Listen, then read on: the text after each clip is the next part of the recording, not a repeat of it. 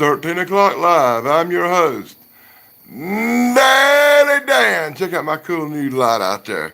Hey, it's been a horrible night. I've been having technical difficulties. Internet's been in and out all week. If you saw my wrestling show this week on the Danny Staten channel, you know I got screwed. Yeah, that's right, internet in and out. So give me a second to get things set up like we always do here on 13 o'clock live. And we're just going to jump into the theme tonight. Since I'm running 3 minutes late on kind of internet issues again. Alrighty. Jam on this for a minute while I get things going.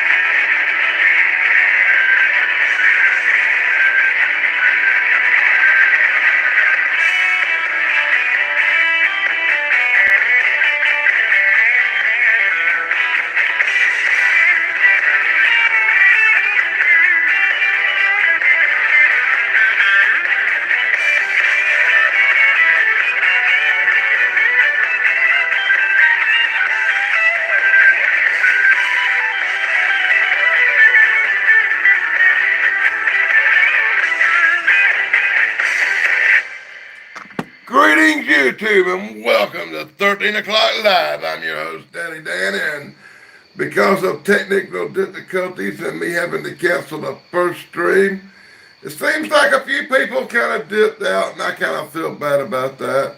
There ain't much I can do about it when you have internet issues, and I'm really hoping I'll make it through the rest of this show and be able to keep my internet functioning. I'm going to play another song, give people time to come on in, and hope you enjoy this incredibly cool show. I got Cliff coming in to do a lecture tonight on Bigfoot. I'm sure some of you might enjoy it. It won't be that, but...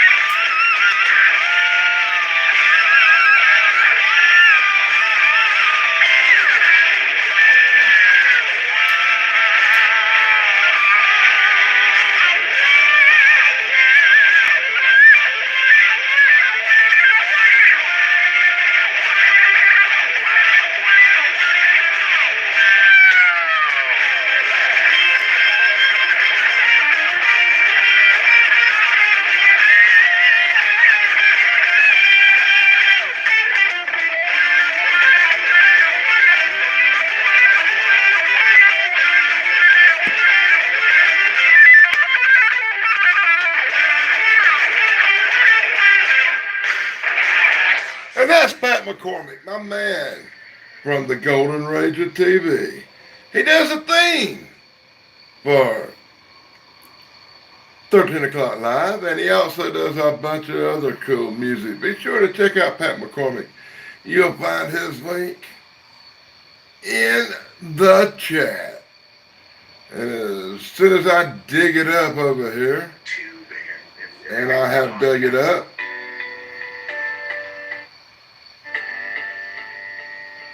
we're going to do some Bigfoot science, some Bigfoot evidence. I'm going to bring out my man, Cliff Barackman. You might know him from the TV show Finding Bigfoot. He's going to give us a really cool Bigfoot lecture tonight on 13 o'clock live. I hope y'all enjoy it. And you can find out on some crappy little channel on YouTube called The Shoot. Yeah, but they only got like 6 views, so I guess I'm okay to show it, right?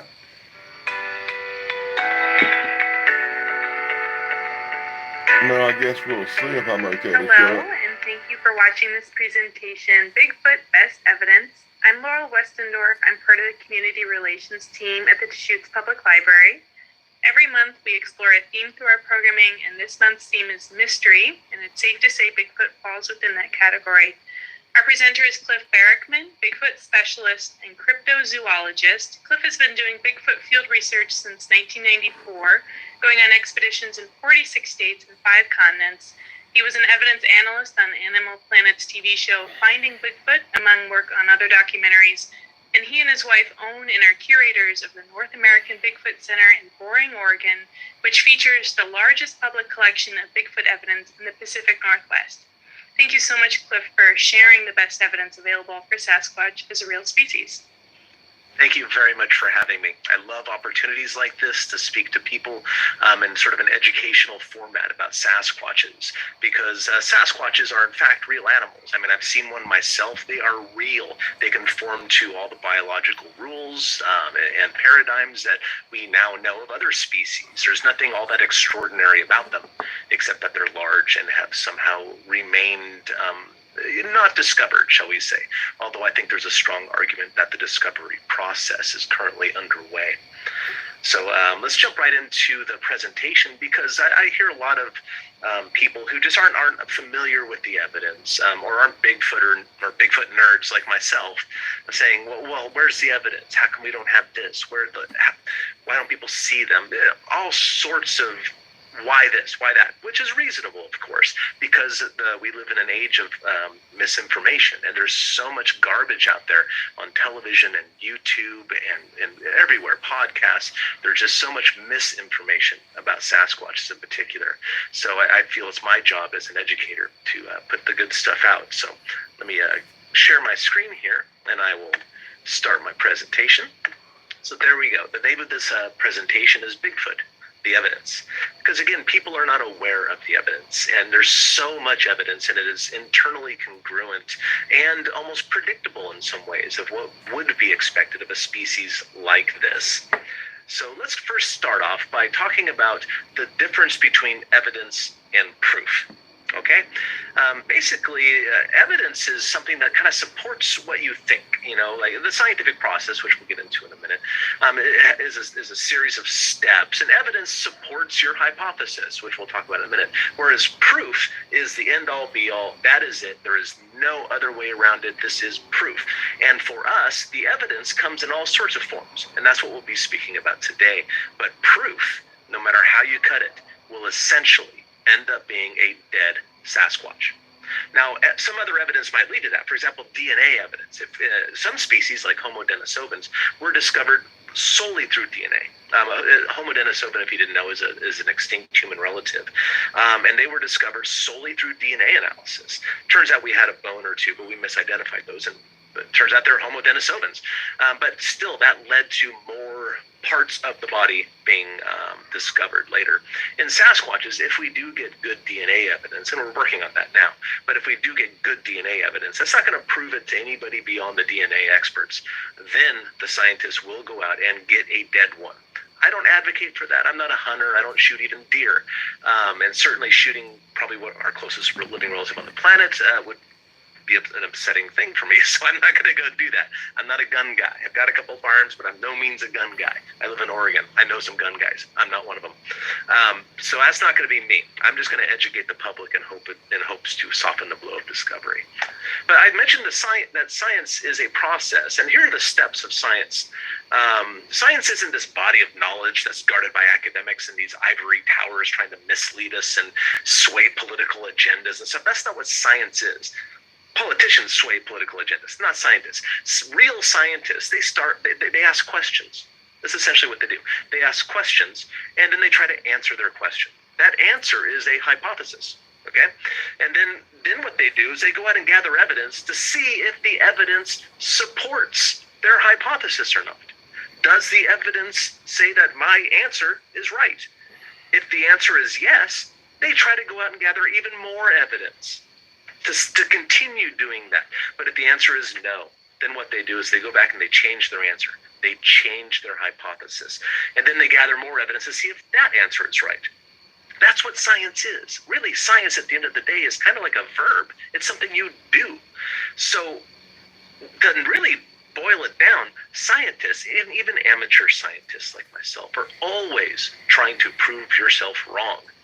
And if you can prove yourself wrong, that's a victory. And you get to learn something else. And you get to change your answer, change your model, and try to go gather more evidence to see if you can still prove yourself wrong. If you can't prove yourself wrong, then maybe you're right.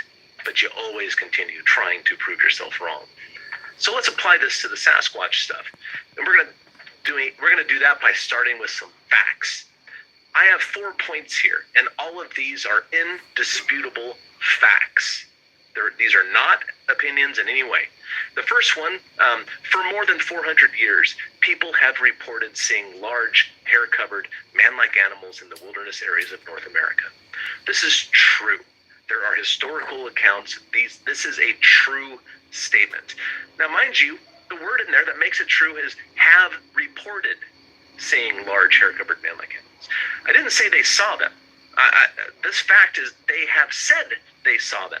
Maybe they're lying. Maybe they're hallucinating. That doesn't matter. The fact here is that people have reported them. The second bullet point says, sightings of these animals continue today. Real or not, these reports are often made by people of unimpeachable character. Okay, today is Thursday. Monday, someone saw one of these things. I was on an investigation all day long on Monday. 5 o'clock in the morning, a gentleman was driving up Highway 26 right past the tollgate campground and saw one on the side of the road. I went out there, spent 4 or 5 hours out there. It is a fact that people still report seeing these things today. Okay, Monday isn't today. I get it. Sue me. You get the idea. Bullet point number 3. For over 70 years, people have been finding, photographing, and casting sets of very large human-shaped tracks. Most are discovered by chance in remote areas. These tracks continue to be found to this day. Okay, I found tracks on Monday. It's not today, but you get the idea. This is a fact that people report finding these things. People aren't casting these. People are photographing them. This is a fact. And the last one, the cultural histories of many, I'm going to change that to all, Native American and First Nations people include stories and beliefs about non-human, quote-unquote, people of the wild. Many of these descriptions bear a striking resemblance to the hairy, man-like creatures reported today. Yeah, every native tribe, every indigenous group in North America that lives in suitable habitat has stories of giant, hair-covered, people-like things living in the woods outside of town, That's a fact. So, being an amateur scientist, we're going to ask questions about this. What in the world's going on? What could be behind these facts that I'm faced with? And my hypothesis, my answer to that is that there is a real biological animal responsible. So we're going to go gather evidence now. And there's all sorts of evidence we could take a look at. Now, mind you, none of these are proof. None of these are going to put the nail in the coffin, so to speak, which is probably not the right thing to say, considering I already told you a dead one is going to be necessary. But that's a figure of speech.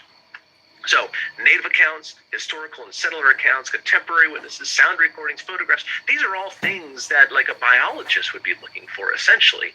And that's the way the subject should be treated.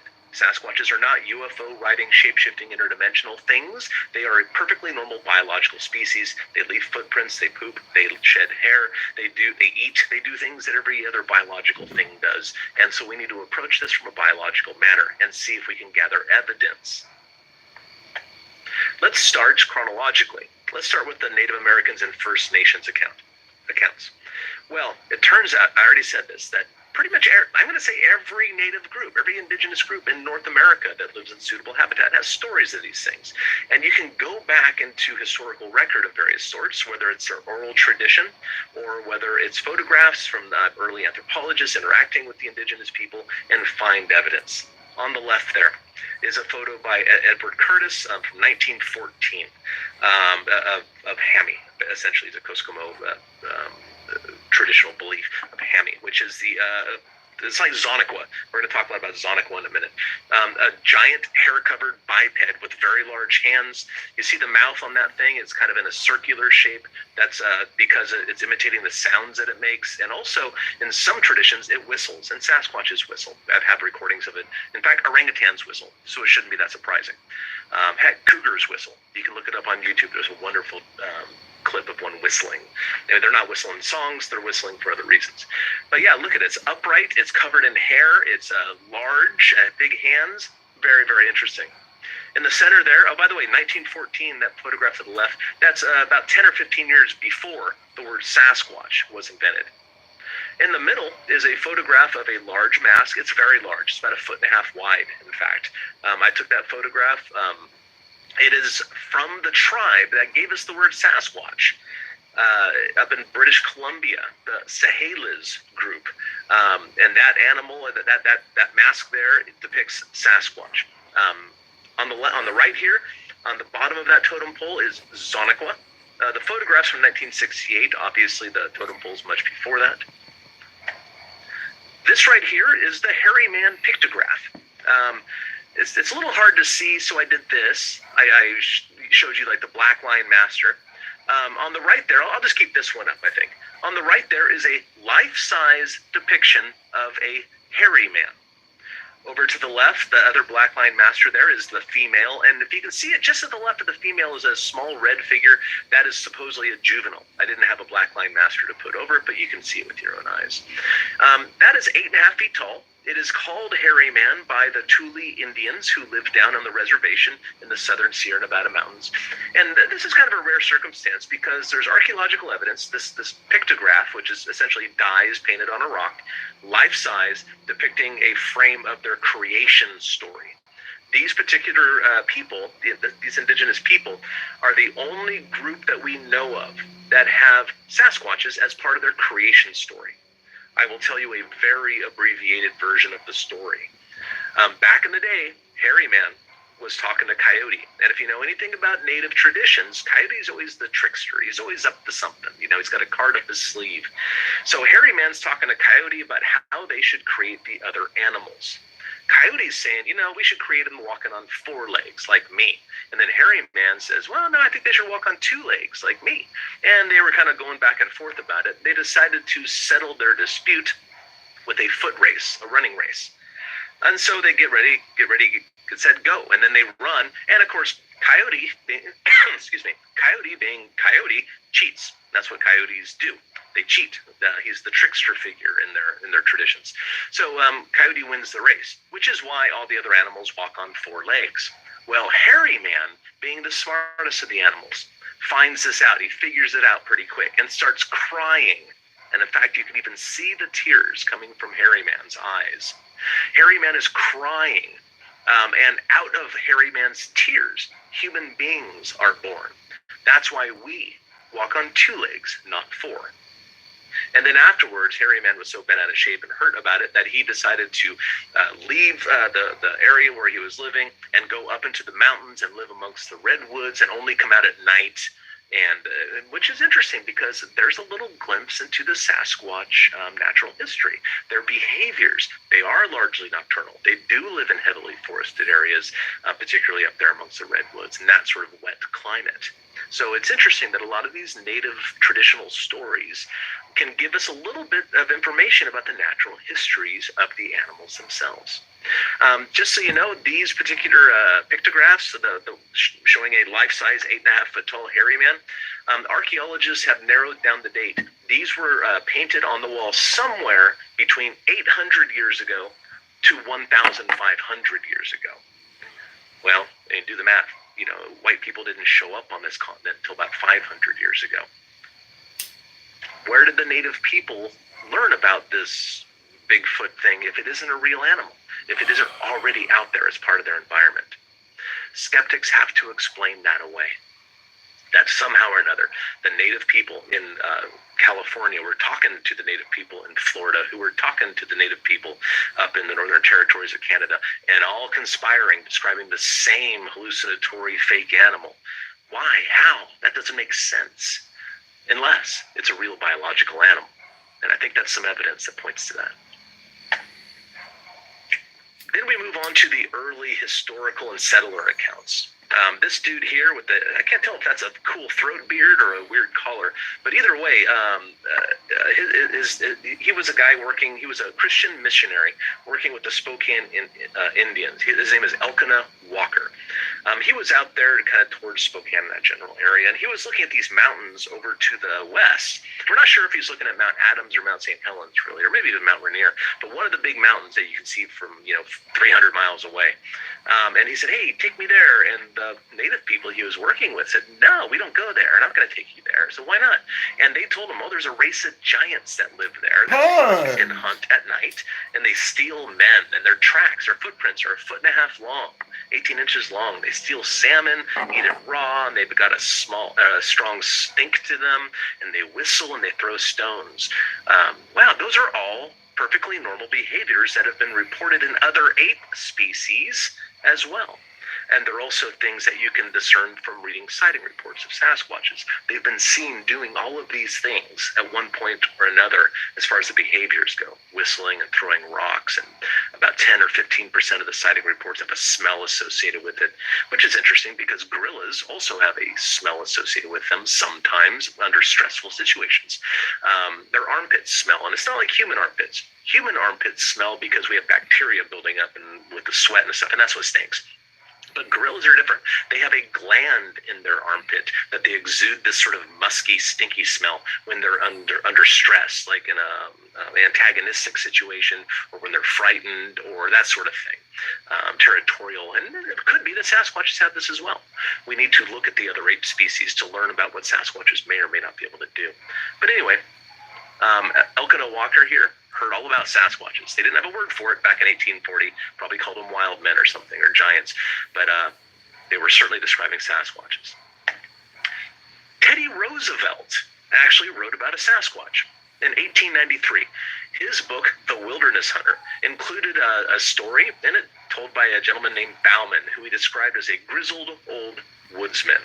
And basically, Bauman went into this narrow valley where there had been like a group of trappers had been killed the year before, but Bauman didn't believe it. He doesn't believe in all hobgoblins and spooky things in the woods, so he and his friends went in there, and they didn't all come out. Bauman came out and told about seeing a large, looming, upright figure that left huge tracks that stank pretty bad, and whatever this thing was, after they shot at it, ended up killing his two partners.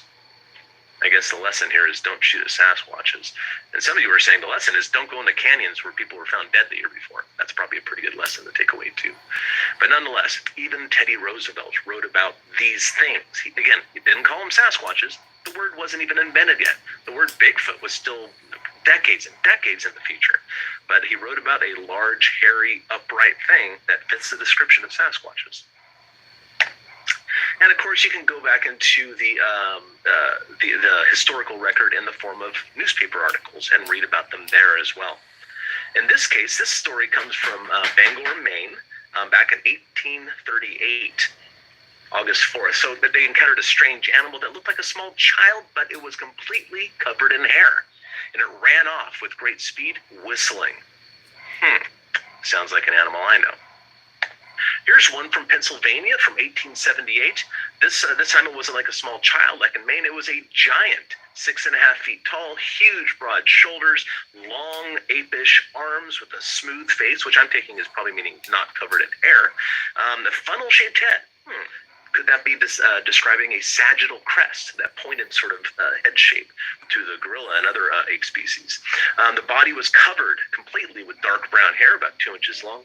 It pounded itself on the chest, couldn't talk, and it ran fast and made a bed of leaves and all that sort of stuff. 1878. I want to point out that the gorilla was discovered in about 1851. Give or take a couple of years. I can't remember exactly, but 1851. So this is about, 20, 25 years after that. So there's not really a precedent beyond the gorilla, though, as far as this chest beating and all that stuff. Very interesting. Here's one from Oregon. This animal was seen while hunting. It wasn't wearing clothes, but it was covered with hair. It was also seen eating raw deer. And of course, it ran off when they saw it from 1885. There's a strong correlation between Sasquatches and deer. deer migration routes, for example. You track where deer migrate. That's where the Sasquatch reports are. They've been seen hunting and killing deer before, and here we are, 1885. There's evidence, not proof, but evidence that Sasquatches have that behavior. And of course, the sighting reports continue. Here's some witnesses I've had the pleasure of working with. In the upper left, there's a couple people that saw a Sasquatch from pretty close range up in Alaska. Very interesting. They were close enough to notice that the thumb on the hand looked different than ours. And of course, we have hand casts. We'll get to that later. That clearly show that their hands are not like human being hands. They're subtly different. The guy on the right, he's a musician. He was driving back from a job in Montana and saw a Sasquatch run across the highway in front of him. Basically on the Continental Divide. Very, very interesting sighting. The bottom right, there's a woman who, on Thanksgiving, on the way home from her Thanksgiving dinner, saw one cross the road right in front of her, probably 15, 16 feet away from her. They both locked eyes. She screamed, and it made a noise and ran off into the ditch. And of course, there's Lorraine in the bottom left. She's a charmer. She was wonderful. I love her so much. She saw a Sasquatch very close range. I was looking in a window, and then it walked down the driveway, and she stopped her car, and it walked right in front of her car. She was so wonderful. She was just so kind, and she spoke like a sailor, too, which was hilarious to me. She goes, "Cliff, I'll tell you what, it looked right at me, and you know what? It was a boy." So, oh my gosh. Well, yeah, so anatomy can be present as well. Again, these things are perfectly normal animals. It was a boy! You would expect such a thing. There are sound recordings of Sasquatches. They make all the sounds that, that other ape species do. And they even chatter, which might be indications of some sort of language, but the jury's still out on that one. But there is evidence for that sort of thing. And, of course, photographs. There are photographs. Sasquatches are not blurry, but the problem with photographs, like this photograph of a Sasquatch running up the Clackamas River, is that Sasquatches are largely, but not exclusively, nocturnal. And when pictures are taken at night, any photographer knows that the shutter stays open longer and thus introduces a lot of blur into the photograph. And this thing, whatever this thing is, I don't know if you can see my cursor or not on there. I think you can. So I'm going to outline this. See the blur here coming down? And it goes in like that. There's a blurry thing coming off here. And if you look very closely, there's a little bit of blur here. There's even blur here, which what I'm taking this as is, I believe this is the head. The back comes down here. This triangular part is probably the right elbow. It comes down. I think this is the leg. And there's a little bit of the knee there, and that's also an arm. Well, this was taken on a game camera, and I went to the actual site, and see these dots, these little knots on the tree right there? These are about 6.5 feet off the ground. Upon my recreation of this animal, actually I think it's 7'2", actually, I have to check my notes, but I do remember this, that the top of what I'm interpreting as the head is 7 foot 10 inches off the ground.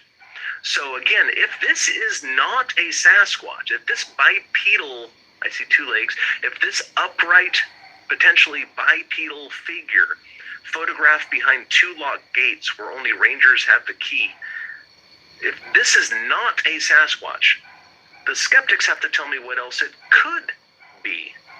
The thing is 7 foot 10 inches tall. I have a whole hour presentation on just the recreation of this particular photograph. But again, if this is not a Sasquatch, skeptics really need to tell me what it could be. Because I met the guy. He's not into Photoshop. He doesn't know anything about it. He was a mechanic, essentially. What could this be? Here's another photograph. This one's from Vermont. This particular picture was taken by a gentleman named Frank. I've met Frank. I've been to the site. Frank noticed that his apples were, like a tremendous number of apples went missing overnight on his tree. And he figured, well, one was doing that. So he set up a game camera, and within 2 weeks, he got this peculiar picture. Again, let's talk about what I'm interpreting. I believe that this is the head of a Sasquatch looking down, and you can see the left shoulder with the left arm coming down. That's the arm right here. That'd be the right shoulder. And then this is over here. This is the butt. In fact, you even see hints of the butt crack. The natal cleft is what we call that. Right here. So the leg would go down, the knees kind of obscured, but that's what I'm interpreting here. And when I don't know what these white spots are. That's kind of a puzzle. Maybe it's leaves, maybe it's vitiligo, the disease that you lose pigmentation in the skin and then the hair that grows out of that part of the skin. Maybe that's the situation. But look at this. There's something else here that's darker in color, and to me this almost looks like a hand. Could this be a juvenile Sasquatch grabbing onto the chest of its mother? I don't know. I don't have an answer for that. I've done recreations of this particular photograph. I have a few measurements that I think are interesting. For example, the crown of the head to what I'm interpreting as a shoulder is 13 inches in length. It's pretty long. Not super big, but pretty long. Intriguing photograph, nonetheless. Not proof by any stretch of the imagination, just some intriguing evidence. Here's another photograph that was taken on a really lousy flip phone. This photograph was taken in New Mexico. And basically, this part of New Mexico, outside of Farmington, I think it's Fruitland technically, but those are two communities are adjacent to one another. They're both on the Navajo reservation, around the Four Corners area. And in this particular part of the country, there's a lot of poverty. So the Navajo Nation has taken it upon themselves to grow crops to kind of distribute to the poor members of the tribe. And so they've kind of irrigated the upper levels. It's kind of deserty in that area. And the Sasquatches there kind of hang out in the riverbeds, essentially. And I've spoken to numerous witnesses in the area, and I'm convinced they're there. But they're irrigating the upper levels, the flat area, the flat ground, to feed the tribe, essentially. Doing their part to feed the hungry. So, and because there's poverty, they have to hire security guards to make sure that nobody steals from them. So, because that happens. A security guard got this. Now, I haven't spoken to the security guard. My friend Bobo has. But I've spoken to the security guard's colleagues and coworkers, several of which had seen Sasquatches on the job. And they told me something funny. They said, "Oh my gosh, Cliff, we were hired to keep the people out. We don't know what to do about the Bigfoots." So this security guard saw the Sasquatch one day. It was walking along the hillside. I didn't look. It's walking from left to right. It's walking this direction. And you can see it's holding like, a 12-foot log or tree or something? What in the world is that about? I don't know. It's an intriguing picture from a native reservation, though. I think that's really cool. Because, again, people tell me there are no photographs, but yet here we are. There's another photograph. The original's on the left, and I had to, Photoshop it up a bit on the right, kind of increase the contrast and brightness and all that sort of stuff. A 16 or 17-year-old dude, a guy named Ian Gill, got this photograph as he was driving out to his grandmother's cabin outside of in Vermont again, about 12:30 at night. He thought somebody in a ghillie suit ran across the road and stopped on the side of the road, and he goes, "Well, that guy looks weird." So he took out his iPhone 5 and snapped a picture of that. Now, when I first saw it, I was thinking, high school kid, I don't know, man. I think he's probably hoaxing. He's probably lying about things. But I went out and did the investigation anyway, and I was pleasantly surprised to find out that this sign is still there. It's a stop sign. The very bottom of the stop sign is 7 foot, 2 inches off the ground. Whatever that is, it's pretty tall, and it was covered in hair. I find that intriguing. Excuse me, a little thing in my throat here. Here's some excellent photographs from Silver Star Mountain in Washington. My friend Randy Chase took these. He went up to the top of Silver Star. He loves to hike. He brings a six-pack and a cigar and goes up and hikes almost every day after work. In this particular occasion, he went up to the top of Silver Star in the snow. It was in November. And he got to the top and noticed a rock on the other hillside that he'd never noticed before, about 170 yards away. Silver Star Mountain has like two mountain peaks, and he was on one, and this thing was on the other. And he goes, "What is that rock? I've never seen that rock before," and snapped a picture of it. And then he turned around and looked at Portland, Oregon, because you can see it from up there, and took a couple pictures of Portland and the Columbia River, and then turned back around. And in the meantime, the rock had stood up. And that's the picture on the bottom left, and then the one on the right. Whatever it was, that rock, quote unquote rock, stood up, turned around, and walked down the hillside in the snow, off trail, into a place where there are no more trails, this total wilderness area. Well, one of the things that we do when we're trying to figure out if these mediocre pictures are Sasquatches is we compare them to the Patterson-Gimlin film subject, which is what I did on that frame to the right, because Sasquatches are not human beings. They have very different proportions than human beings. Their arms are much longer in proportion to their leg, for example. Their shoulders are much higher on them. Their neck is put down in front. They're just different in every way, basically. So when we want to see if something that a blobby picture like the one on the right is a Sasquatch, one of the things we can do to shed some light on that is compare the limb proportions to a known Sasquatch, which is the Patterson-Gimlin film. By the way, I want to say this now. The Patterson-Gimlin film has never been proven a fake. Roger, the guy who filmed it, never admitted on his deathbed that it was fake. In fact, he did the opposite. He said that, I know people are going to look into my character. A real film couldn't have happened to a worse person like me. Everything about the film holds up to scrutiny. So all those things you've heard and stuff on the news are kind of just bad media and misinformation. So you can read more about that in some other books. But anyway, that thing on the right, let's look at the top of the head of the figure where the red lines are. The top of the head lines up. The shoulders line up. The top of the butt lines up. The bottom of the butt. The hands line up. Everything about it lines up. By the way, the butt is very important. I want to point that out because Bigfoots have big butts. Bigfoot got back. It's a fact. Because your butt muscles are the largest muscles in your body, and they are used for two things. Number one, they are used for keeping your torso upright over your pelvis. In other words, an upright posture. So bears don't have big butt muscles, right? And they're also used for bipedal walking. That's why gorillas don't have big butts. That's why bears don't have big butts. That's why humans do, because we're keeping our torso upright and we walk around on two legs. Now, considering how massive and large a Sasquatch is, I mean, they are big animals, like sometimes 2.5, 3 feet wide and almost that far front to back.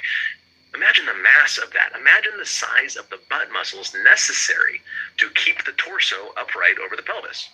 So all these pictures, if it doesn't have a big butt, it's not a Bigfoot, essentially. But anyway, all that stuff lines up very, very well. And if you look in the picture in the upper left, by the way, notice the pointed head? That's that sagittal crest thing I mentioned earlier with that historical newspaper account about the cone-shaped head. Sasquatches, like all ape species that get big enough, can develop a sagittal crest. It's that crest in the middle of the skull. And what that is for is anchoring chewing muscles on. When Sasquatches or gorillas or Australopithecines, for example, human ancestors, when they got into the habit of eating very fibrous foods, they needed more and more chewing muscles. And your chewing muscles have to attach to your skull. And eventually you need more chewing muscles in your skull can accommodate for, so evolution eventually brings about a sagittal crest to increase the surface area on your skull for chewing muscles, and also zygomatic arches and some other features of your skull. And so basically we see that here. We can see that same feature in large orangutans. We can see it in the largest of male chimps, and also gorillas as well, and presumably Sasquatches. It makes perfect anatomical sense. Here's another picture taken in 2017 in Pennsylvania. Don't worry about it. It's in there somewhere. Let's zoom in on it and take a look. There it is. It's real pixelated. I'll go back one. It's kind of in that open area in the forest, right in this area. A boat cruise saw this. 17 people saw this thing. One person had the wherewithal to take out his cell phone and snap a picture. I actually snapped two, but one of them, you can't see the animal at all. In this case, it walked into the clearing, and this is what you get. Again, blobby, but something's there. It was moving. Somebody else managed to grab a video, but they never got the figure on film. On camera, at least, I should say, because it's a video, it's not film. But they never got the figure on film, but you can hear the people reacting to what they're observing. They're saying things like, man, it must be hot in that suit, because it was like 80-something degrees that day. Oh my gosh, is that a Bigfoot? No, that Bigfoot. Then they laugh. No, Bigfoot's not real. But they're all watching something that looks like a Bigfoot. What's he doing? And get closer. And then people say, I want to leave. They're getting scared. Very interesting to hear that conversation going on. But this is the only picture we got of it. So let's do what I mentioned before. Let's compare it to the Patterson-Gimlin film. And again, it's pretty impressive, don't you think? And again, look at the butt. I mean, I don't want you guys to all think I'm a butt man of some sort, but look at the butt. It's right there. The anatomy is right there, and it is congruent with everything that we think we know about Sasquatches at this point. Not proof, but I do take that as evidence. And of course, there she is, the Sasquatch walking across the sandbar from 1967, October 20th. We're almost at the anniversary, by the way. So there she is. That has never been proven false. The anatomy is there. You can see her shoulder blades moving underneath the skin. You can see her muscles flexing. There's breasts on it, which is a very peculiar thing to put on a suit if it's fake. Very impressive film. There are numerous books written about it. I'm not going to go too into it, but another strong piece of evidence. Here's another piece of footage from the Blue Mountains. Not quite as impressive, but it's there. Kind of a strange loping gait. This is by Paul Freeman. It's actually 1992. I can see I put copyright 1994 there. That's a mistake on my part. Here's another piece of footage taken on a thermal imager. Thermal imagers don't see light. They see heat. And in this case, the person who filmed it had it set so the hotter it was a black color, not a white color. So, and everything else is kind of blown out, I guess, if you want to call it that, because it had rained earlier. So everything was kind of the same temperature, except for this large bipedal thing that was following them, walking between two trees. Let's see if I can get that going again. Here it is. They heard it following them. They heard knocks and other indications that something was there. They heard brush breaking and all that stuff, and he happened to have the camera pointed at the right place. It was like midnight or 2 in the morning down in Florida. What always strikes me about this is that the arm and leg proportions are not what you would expect of a human, okay? But also look at the hands. The hands are pretty big, which reminds me of that native photograph that we saw from 1914 earlier with the big hands and whatnot on it. Very interesting. Mickey! I'll let that cycle through the last few and we'll go to the next one. And also the head position, real low on those high shoulders. Very cool. Now, here's some footprints. I find the footprints to probably be the strongest body of evidence for Sasquatches if you had to look at one facet only. Because really the strongest bit of evidence about Sasquatch is how all these things kind of fit together. But the footprints are so impressive. Here's 3 footprints from left to right. It's 1963, 1970, and then 1982. And what we have here, this is obviously the most clear representation of it. Police officers took this, by the way, in 1982 in Grays Harbor County, Washington. A lot of interesting features on this, including this crack. You notice a crack going down the middle of it. Where's my cursor? There it is. This crack going down the middle of the foot is interesting because that is indication of a soft fat pad on the plantar surface of the foot, the part of the surface of the foot that touches the ground. As the fat pad presses into the ground, it expands to the side and then pulls apart the substrate underneath the footprint, just like it would in your footprint on the beach. That's what this is from, I should say. But also, I want to point out a couple other things. These bumps on the outside of the foot, they correspond to where bones end and bones start in the foot. The phalanges go to about here, and then the metatarsals are after that. And sure enough, look over here. Look really closely in this 1963 sample. You can see that same feature. You can see the same feature between the phalanges and the metatarsals. But anyway, the congruence with the footprints are very, very interesting. And by using really nice clear footprints and casts, we can actually get some demarcations of where bones are in the foot, like the bumps I just showed you. And a couple anthropologists have taken a stab at this. First, Dr. Grover Krantz on the left from Washington State University. He used footprints on the left there from an animal that was cast in animal's footprints that were cast in Bossburg, Washington, back in 1969. This particular animal, wrong way. This particular animal had 2 bumps on the outside of the foot that were different. The bumps we just spoke about would correspond to where these bones were. But in this case, there were 2 large protrusions, and the foot was twisted around a bit. He kind of reasoned, well, there's only 3 big bones on the outside of the foot. So if there's 2 protrusions there, that must be where the spaces between the bones are. And he kind of started filling it in like a puzzle, essentially. And what he found was later built upon by this gentleman over to the right. Dr. Jeff Meldrum from Idaho State University. We've ended up being good friends over the years. I have the pleasure of speaking with him even just this past weekend, actually 2 days ago. But Dr. Jeff Meldrum on the right is literally a PhD in anatomy with a specialization in feet and what led to bipedalism. So he is extraordinarily well equipped to analyze Sasquatch or any footprint evidence. So he's taken what Krantz has done and kind of finessed it a bit with his understanding. And basically, over here on the right, you see 2-foot reconstructions, I suppose, or reconstructions of feet. On the left is the Sasquatch foot, and on the right is a human foot. And if the human foot was grown to the same length, already there's some differences. Sasquatches would have a much wider foot. That's what we would expect from such a large animal. A much more surface area to support that weight, etc. But there's also small little differences that would be harder to notice. First of all, the ankle bone is moved forward on the foot as compared to the human. This is the Sasquatch here, and this is the human. The ankle bone is moved forward. And what that does is that functionally elongates the heel bone. And that's very important, because the way you walk is basically your calf muscles are attached to your heel and with tendons and ligaments, and then the calf muscles pull up on your heel, and that kind of lifts your heel off the ground, and kind of like a wheelbarrow in some ways, and that pushes you forward when you walk. In fact, your foot is a lot like a wheelbarrow. A wheelbarrow is what's called a Type 2 lever, and imagine putting a bunch of stuff in a wheelbarrow, right? And you lift it up, and it's heavy. But I put a bunch more stuff in the wheelbarrow right afterwards. I guess I could lift it up again and be even heavier. But one of the easiest ways to deal with the increased weight would be, if you didn't want to work as hard, would be to elongate, to lengthen the wheelbarrow handles. Right? And you can imagine, if the handles were 10 feet long, it would actually be easier to lift.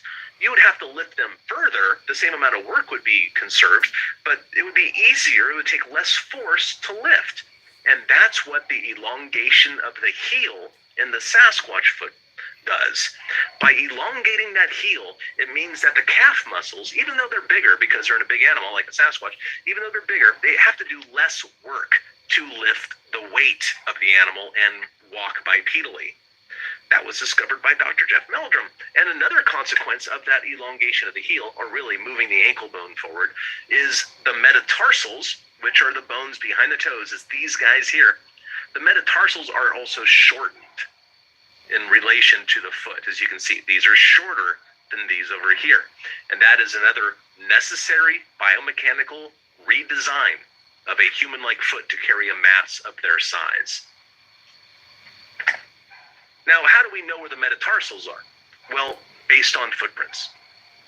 Okay, Sasquatch, what we've now discovered is that Sasquatches do not have an arch in their foot. Let me start with us. We have an arch. It is held stiff by tendons and ligaments, and we cannot bend our foot there, even though, as you can see, we should be able to here. I'm going to get my cursor.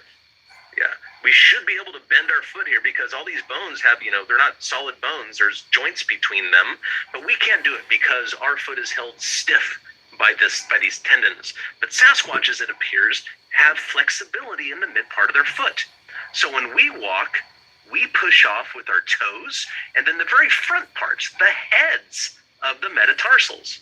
That's where we push off. That's where all the force is upon stepping off.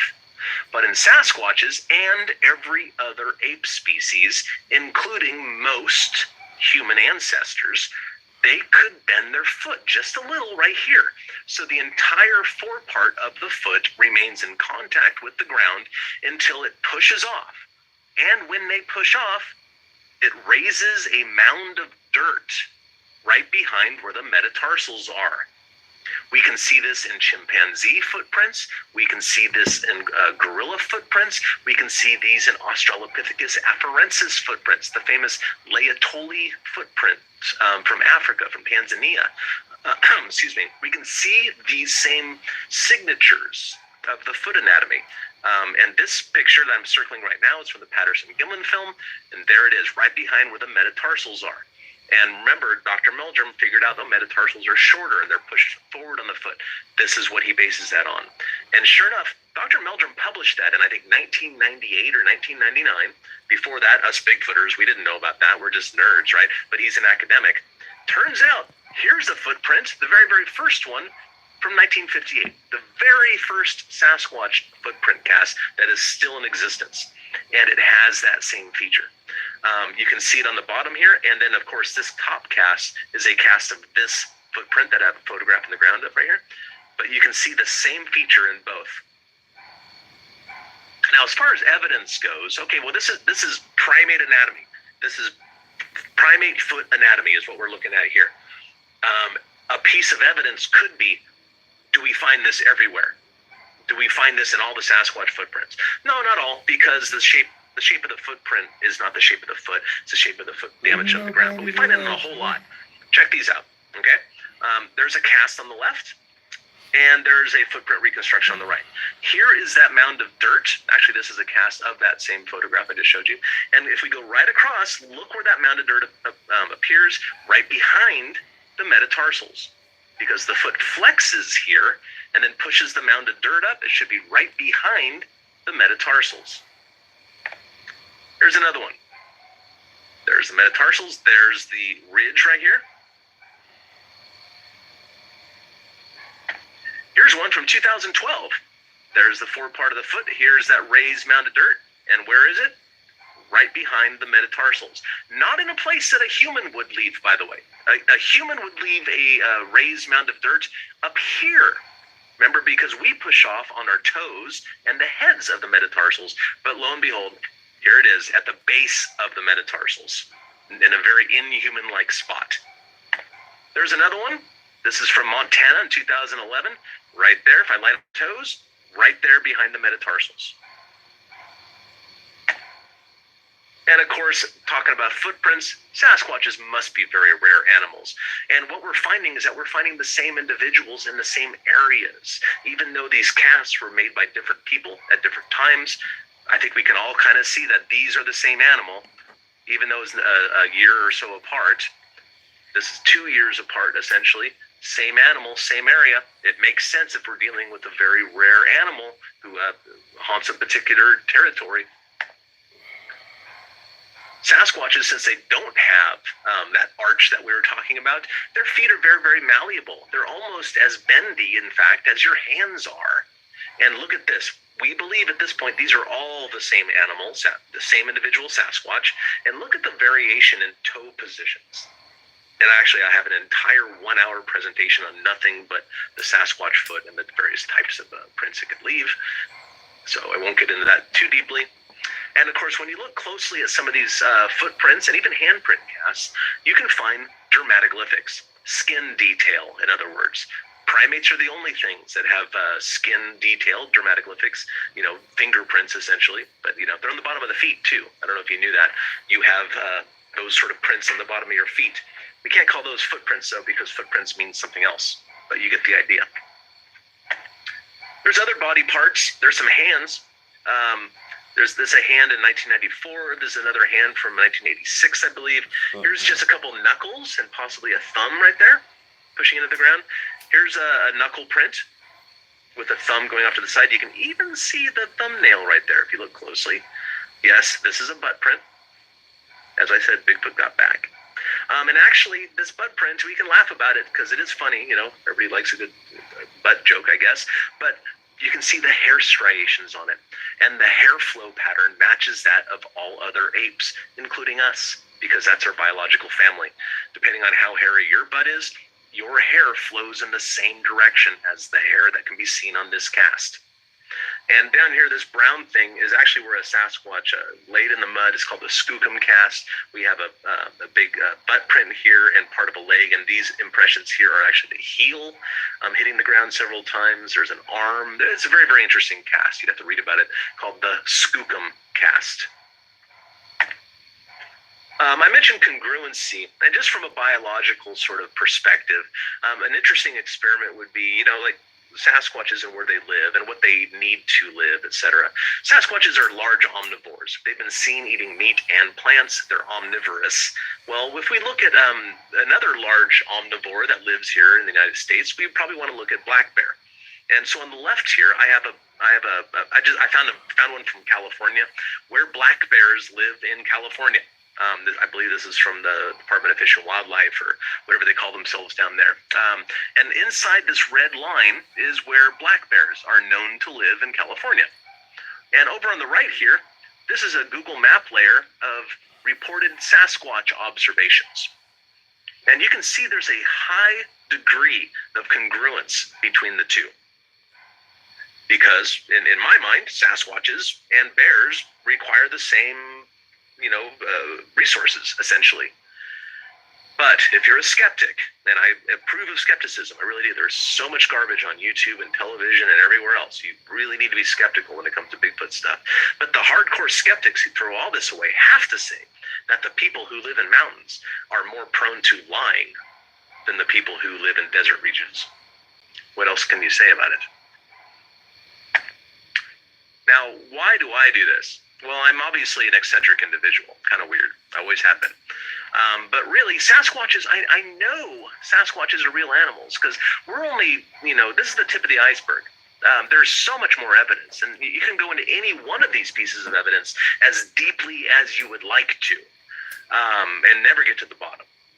I know they are real. But again, I said earlier that proof is going to come in the form of a bullet, or at least a dead one on a slab. My effort is to educate the public so these things are not treated as monsters, as the gorillas were for 100 years after their discovery.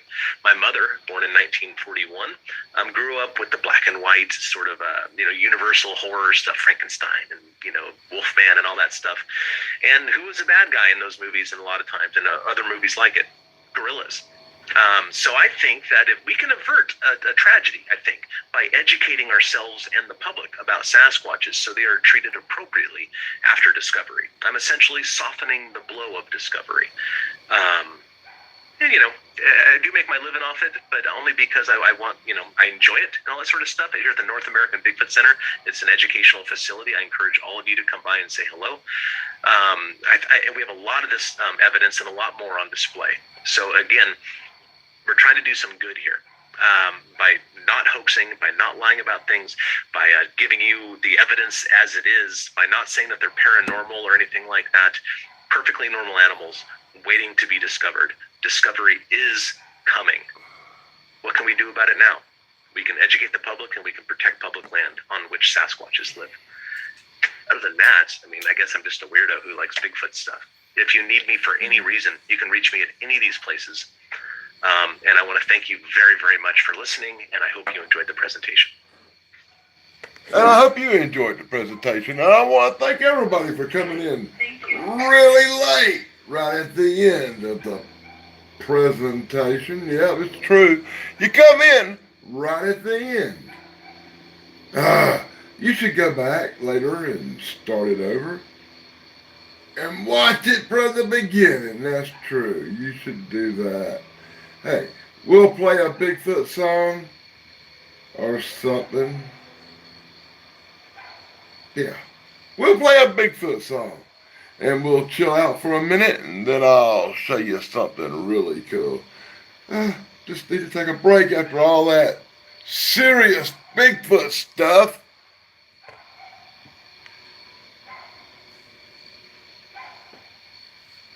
And this will be something by Lenny Green that I hope you enjoy.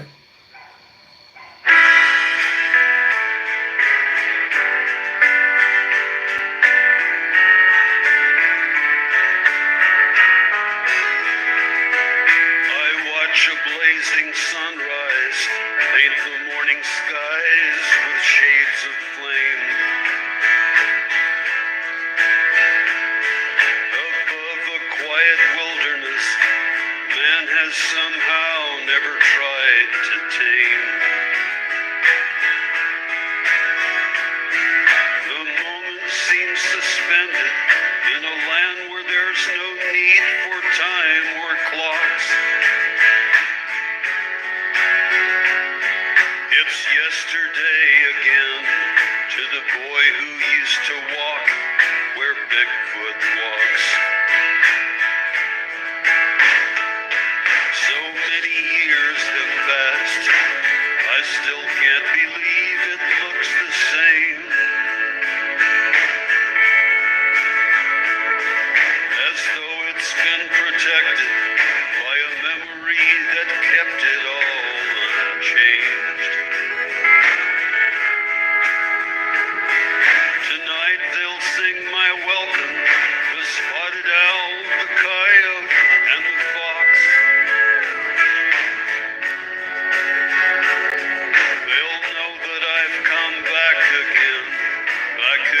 to walk where Bigfoot walks. As a boy I knew these wild lands as well as any man.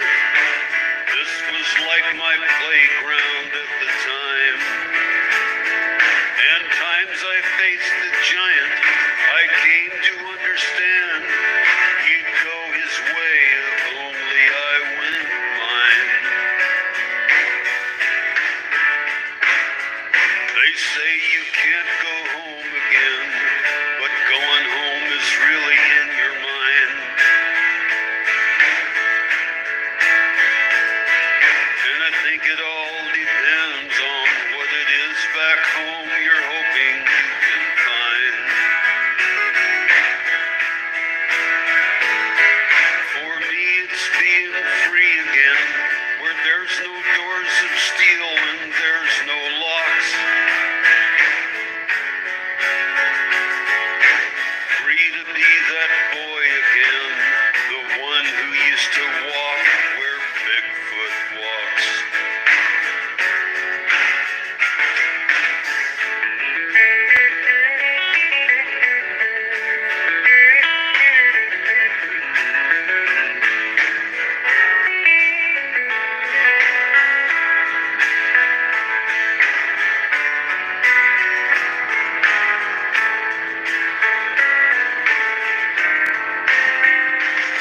Someday this peaceful valley may have to give way to the march of man. And just become a memory to all of those who really love this land. But here today my soul soars among the eagles and the hawks. Today I'm going back again to walk where Bigfoot walks.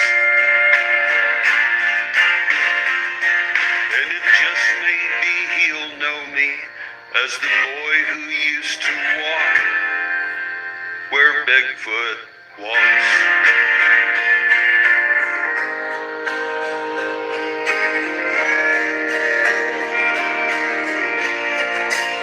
I love that guy. He does some really cool Bigfoot tunes. Be sure to chat it up in the comment section of this video. And if you're watching me live, be sure to chat it up in the live stream. You know I love doing songs. I could do songs all night long. Hey, I found this interview this guy did on YouTube. Well, it's really just him just talking. But he says he saw a yowie down in Australia. And I know I got a good friend, Mox, that might be actually still be watching.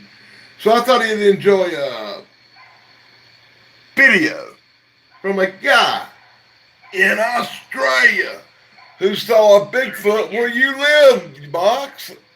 He saw a Bigfoot in Australia. Weird stuff that I believe in. Like a lot of weird, wacky woo-woo that I sort of go, yeah, that makes sense. You know, stuff that even if you can explain to me, like, you know, the Ouija board only works because of, you know, this, that, or whatever. I'm like, yeah, I'm still not screwing with it, you know, or, oh, they say this place is haunted, but, you know, science or, you know, people who, you know, have investigated it. I'm like, yeah, I'm still not spending a night in that particular haunted asylum, you know, even if it's completely bullshit. I just don't screw around with that sort of stuff. But one thing that I've always been a bit wary of is cryptids. You know, like Bigfoot, things like that. I'm like, surely not. You know, people must have seen what they wanted to see, right? Surely they were, I don't know, maybe they were stoned out of their gourd, or, you know, they're so tired that, you know, they thought they saw something, but they didn't. And I still think that, especially for like aliens and stuff like that, I'm like, you probably just had a stroke or something, honestly. But I have my own experience with a cryptid that sort of made me shift my perspective on that somewhat. somewhat, because now I get the treatment of people going like, oh, you were just tired, or oh, are you sure you just weren't seeing things? I'm like, no, I wasn't just seeing things, Jesus Christ. So, I mean, there's not really much to say, but pretty much I was driving from Albury Wodonga up to Wagga, so that's from like the border of Victoria up to the town in New South Wales, for those of you who don't know. And it was about 8:30 at night, somewhere around that time. You know, it was getting dark, but it wasn't that late. And, you know, I was a bit tired because I had been driving. Like, I started the day in Mildura, so, you know, I drove all the way along the Murray. So, yeah, to be fair, I was a little bit tired, but not like that at all. And I passed through this town, and the speed limit's at, like, 50 kilometers an hour or something. And I come around this bend, and I see this, or what I thought was this, like, tree branch on the road, you know, with all the leaves and the foliage and all that. And it was covering the road, like, the way, you know, on my side of the road, so I couldn't just drive over it.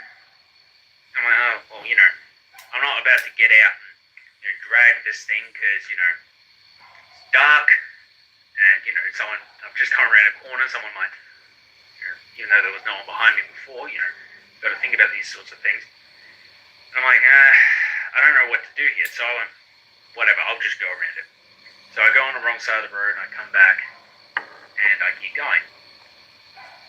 Then I see the branch get up and start fucking running at me. And it's running fast. It's running like, you know, the same speed as my car. I'm going at like 50 kilometers an hour or something. Like, I was shocked for like that 2-3 seconds as I see this thing like full sprinting. I'm like, what do I do? So I eventually just slammed my foot on the pedal, and I was like, you know, doing skids going like 100 kilometers an hour or something like that. I just kept going, and I'm just watching this thing still running after me, you know, sort of slowly disappearing on the horizon. And I was supposed to stop in like the next town, but I just kept driving for like a full hour. I'm like, I'm not taking any risks. I don't want that thing, you know, arriving at the next town or whatever.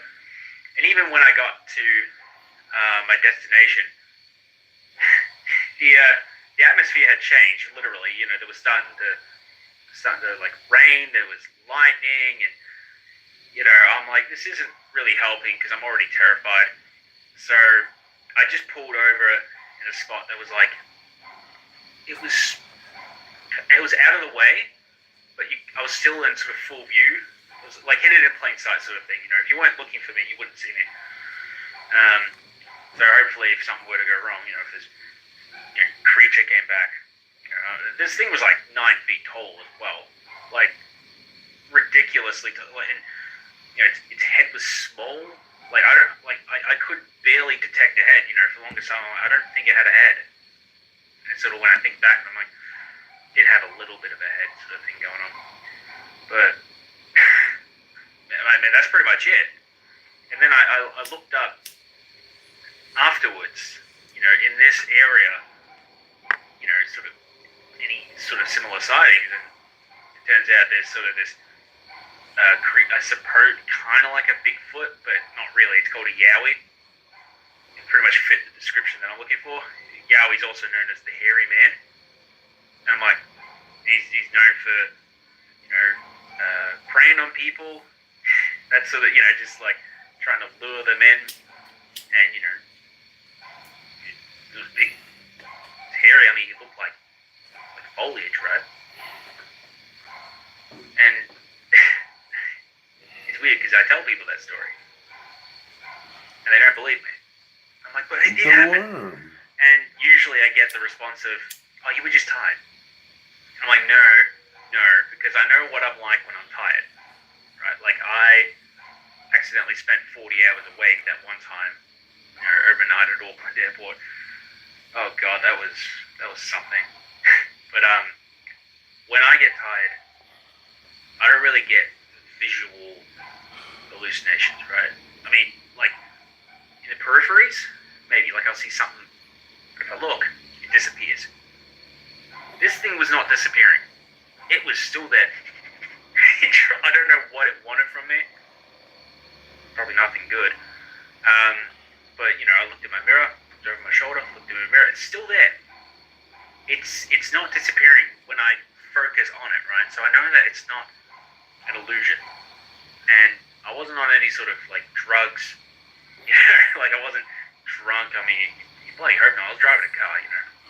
Shouldn't have to say that, but the way that some people carry on. No, when I'm tired, I tend to hear sort of like, I suppose like static, sort of like, or hearing my name.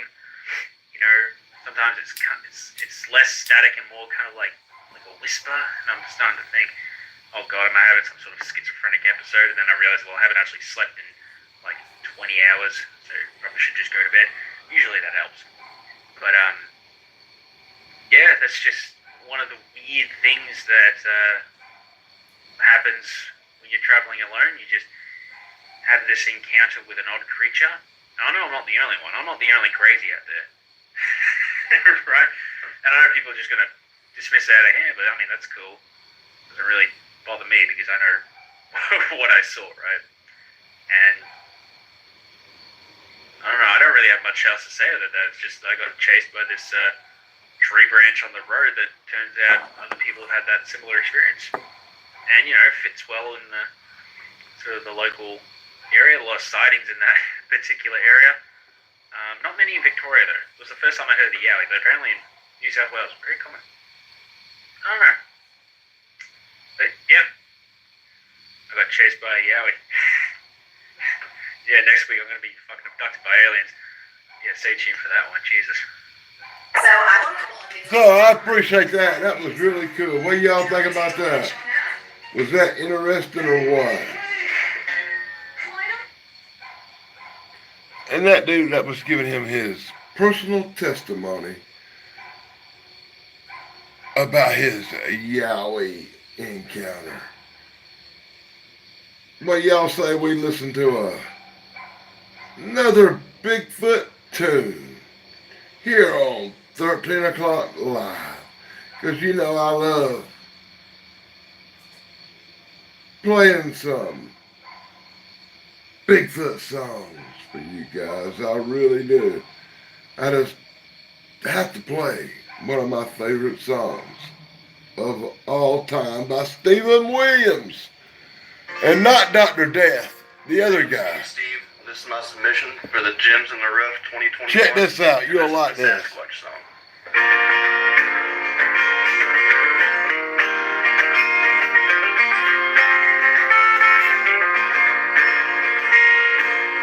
Well, in the mountains of Arkansas, that's where I go to break the law.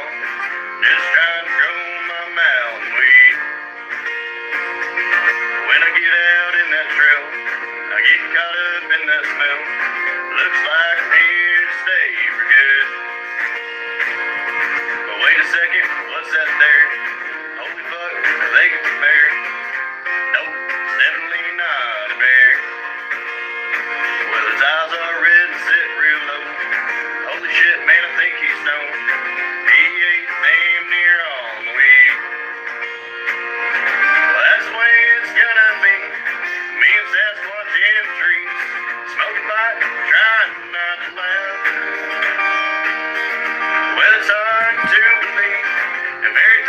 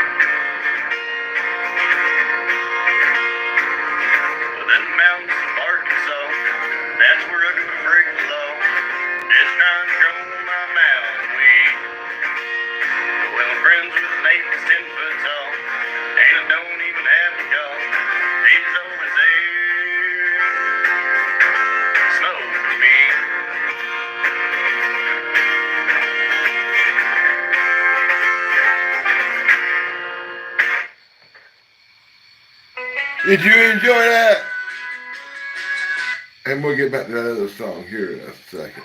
Hey, I done Bigfoot tonight, and I was thinking, what kind of a good treat can I give you guys? Can I give you guys? And I thought the best treat I could give you was something from back in the day. We done did Bigfoot, so what do you say we sit back for a few and check out an original episode of In Search of with Leonard Nimoy featuring the abominable snowman. This is awesome. From the beginning of his time on Earth, man has always been fascinated by monsters, real or imagined. One enduring modern legend tells of creatures similar to man, walking upright, covered with hair, beast-like in character. Many believe they are real and exist today in the remote corners of the world where they have been driven by encroaching civilization. They were first known as the Abominable Snowmen. I love In Search of. Big Leonard Nimoy fan. Are you?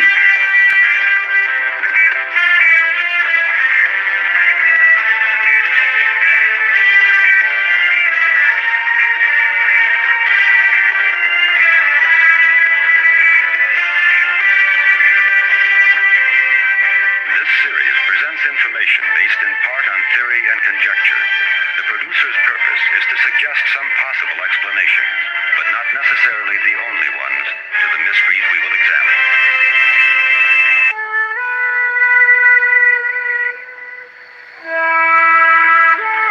He has spent the last 20 years of his life searching for a creature so elusive that few have ever seen its tracks, and even fewer, the creature itself.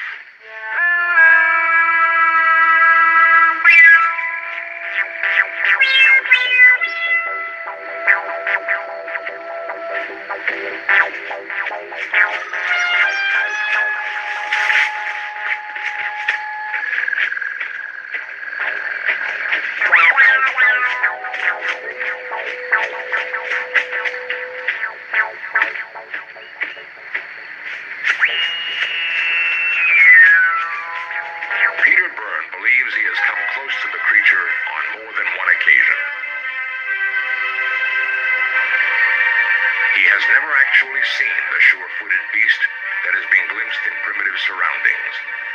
But as civilization pushes deeper into the wilderness, Byrne believes a confrontation with man is inevitable.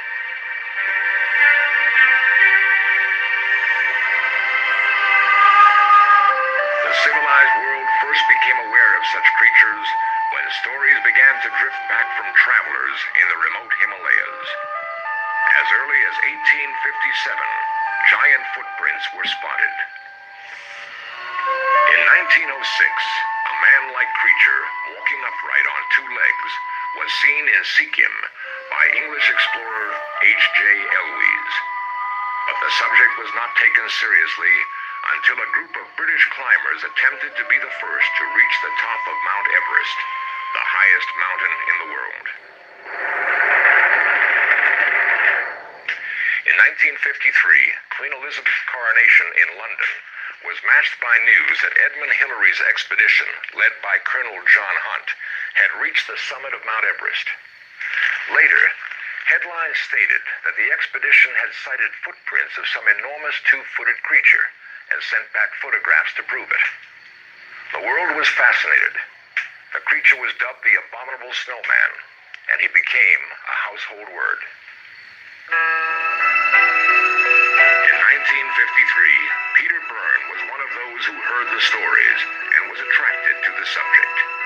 He made his first trek into the Himalayas. To be involved in the hunt, he had to abandon one career to begin another. He left the Royal Air Force and worked in Darjeeling, northern India. While I was there, I became interested in big game hunting. Tiger, leopard, buffalo. And we hunted in the dense jungles that run along the edge of the Himalayan foothills.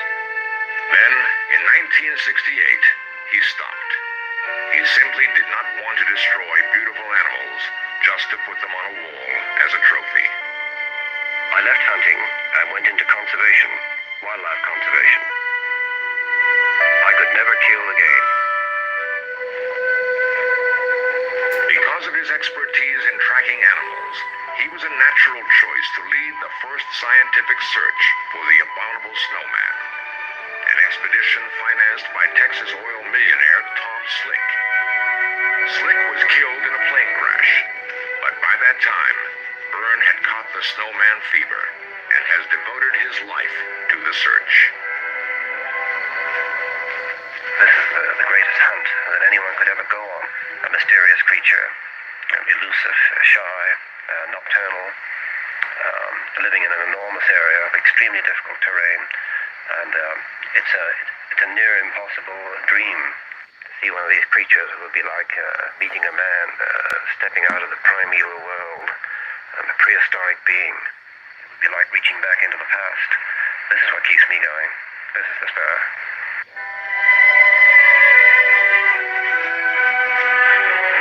The search has taken him into some of the most spectacular scenic areas of the world, to breathtaking vistas of natural beauty. They alone make the search worthwhile. It is here that Byrne believes the man-beast will be found. Here, in the Himalayas, at the very roof of the world, Mount Everest itself.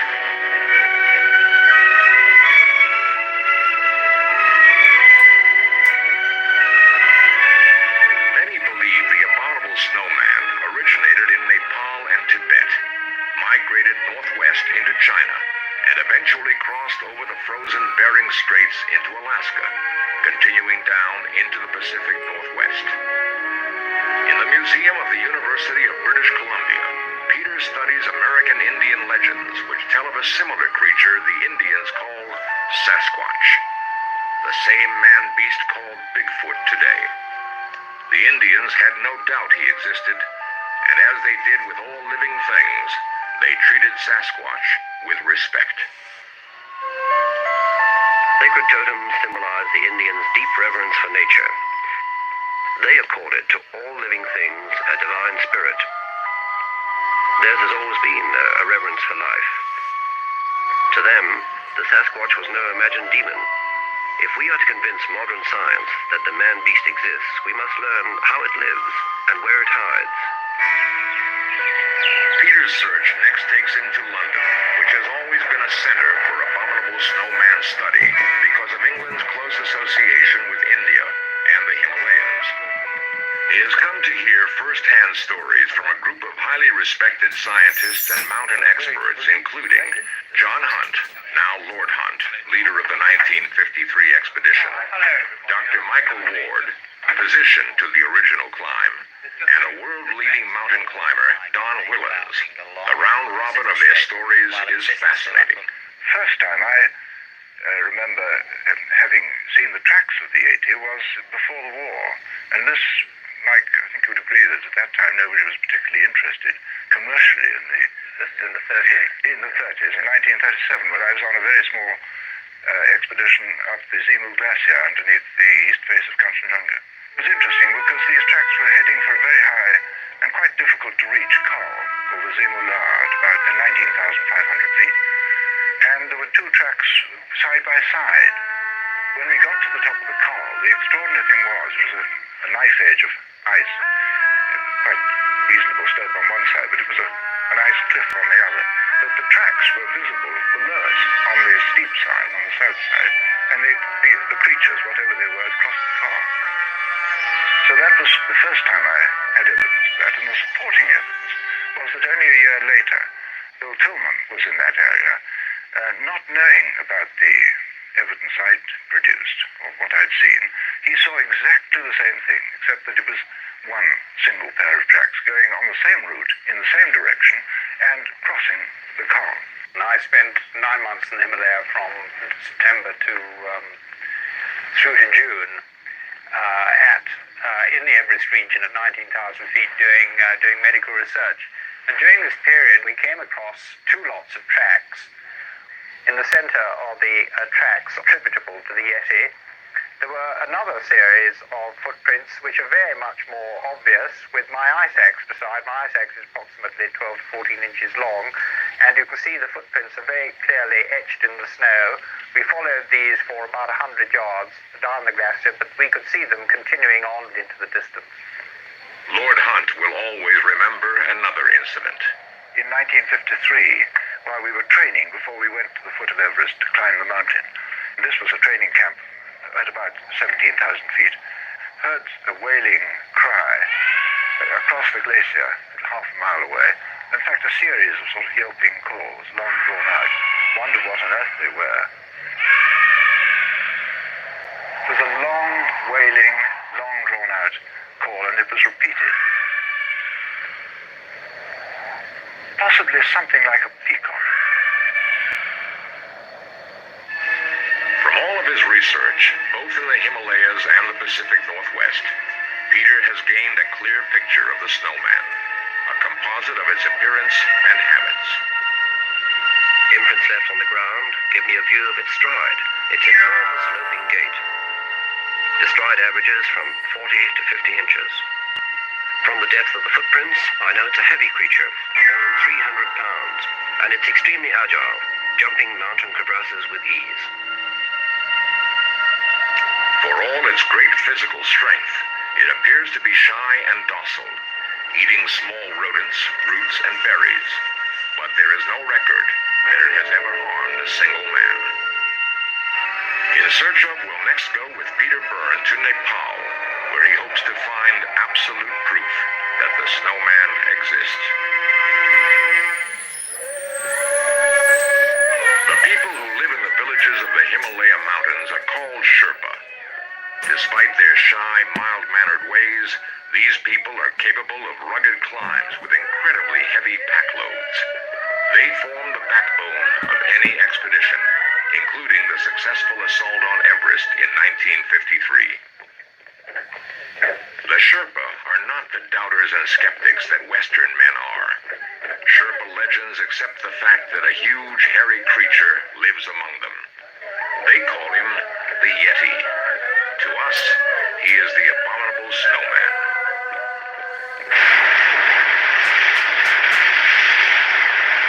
The melting snows of the Himalayas turn the rivers of Nepal into raging torrents. Peter Byrne often takes advantage of their swift transportation in his search for the snowman. The quest has drawn me to perilous but exhilarating places, running the great rivers of the Nepal Himalaya, probably the most dangerous rivers in the world. I had been waiting for 2 weeks for a most important message, permission for an interview with the Holy Lama of Bodhnath. As the messenger made his way to reach us in this incredible world of isolated and rugged beauty, I thought how lucky I was. Bigfoot, Sasquatch, the Yeti, or abominable snowman, call it what you may, it has given me times of sheer frustration, but there are also moments of hope.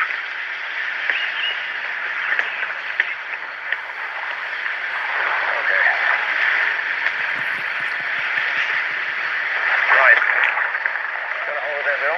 The old Lama, Rinpoche Chini Lama, high priest of the Buddhist temple at Bodhnath, has granted me an audience.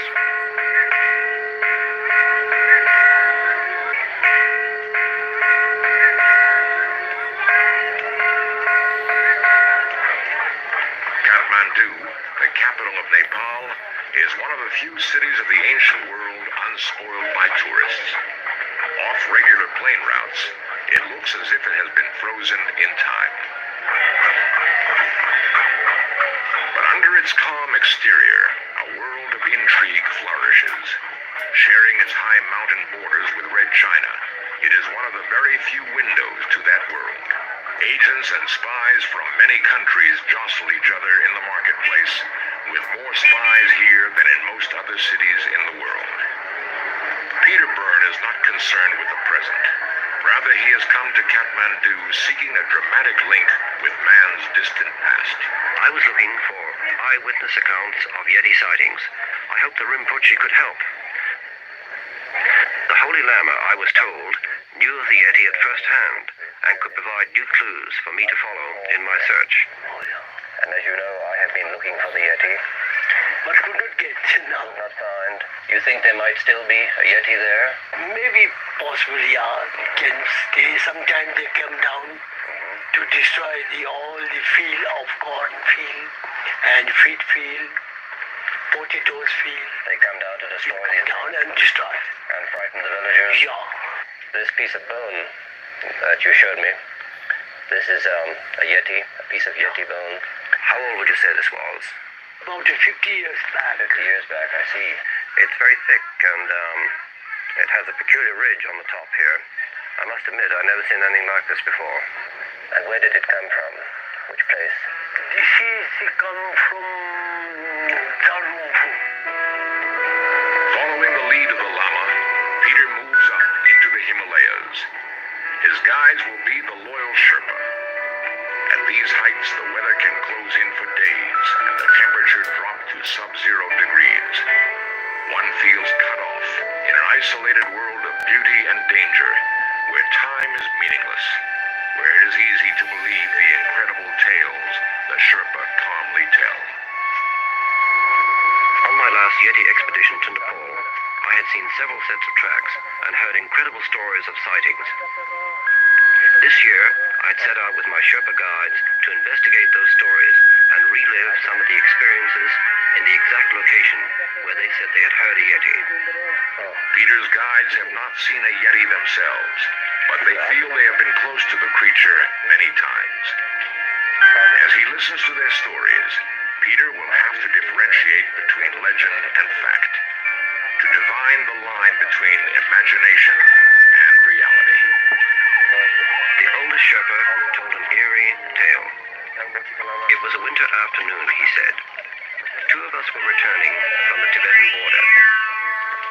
And on the last stage of our journey, a storm forced us to camp in a deserted cave. We made our way deep inside where it would be warmer. Yep.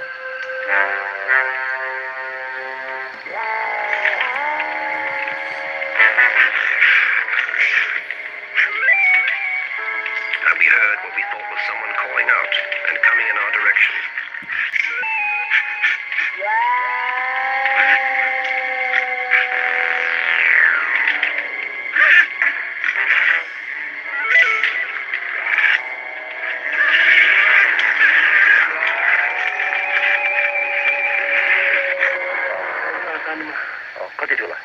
Peter's guides tell him they saw huge footprints around the mouth of their cave, but happily no sign of the creature itself. Peter continues his own search. The next morning, in the fresh snow, we saw a set of newly made tracks of a creature walking on two legs.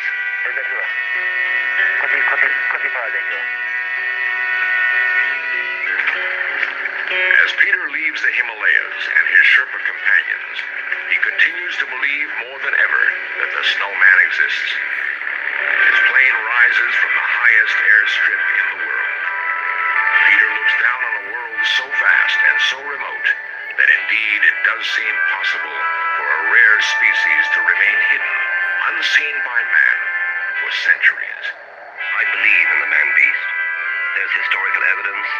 There's the enormous habitat that can feed, support, hide them. And there's the very, very good evidence of the continuing eyewitness reports. The most compelling evidence Peter has ever heard is from mountain climber Don Willens. Willens recounts what he saw in the Himalayas in 1968. During the night, I got to thinking about this creature because there seemed to be some kind of an atmosphere. Certainly the Sherpas had gone very quiet. I say there was this feeling around, a sort of feeling of being watched in some way. I had a feeling that whatever it was still around. I felt that quite definitely. You get used to, and you climb a lot, you get very used to trying to pick out small dots of people against the mountainside. And very often what you think is people are rocks, and very often, what you think is rocks because they don't move when you want them to, turn out to be people. And I thought, well, I'll note the position of all the dark patches, it could be rocks, and I'll just see if any of them move, no matter how slowly. Anyway, I was just beginning to get a little bit cold, and I thought, oh, well, you've imagined it all. When suddenly I was sure the position of one of these rocks had moved. So I watched for a couple of minutes, and then suddenly I saw this rock definitely move. It started bounding up the slope. And that was the last I saw of it. Of course, people come up with all kinds of suggestions about why didn't you set up a camp and follow it? Absolutely ludicrous. And then they say, couldn't you have taken a gun up and shot it? My own personal feelings, which I'm sure wouldn't be shared by a game hunter or a fellow that worked in an abattoir, is that if I did it, it would be murder. If this creature had survived for hundreds of thousands of years, who am I to go around shooting it?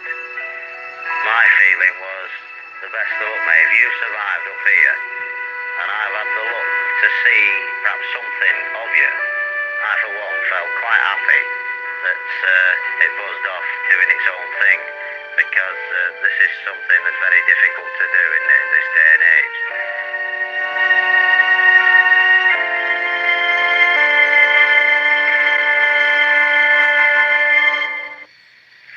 Just before completing this episode of In Search Of, we spoke by telephone with Lord Hunt in London.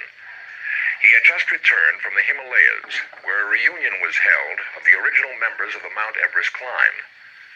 One night, during that reunion, while camped near Mount Everest, each member of the group was awakened by cries outside their hut. This cover of the English Geographical magazine shows us what they discovered in the morning. Clear tracks of some huge two-footed creature were found nearby. Lord Hunt photographed those tracks, and this is one of those photographs.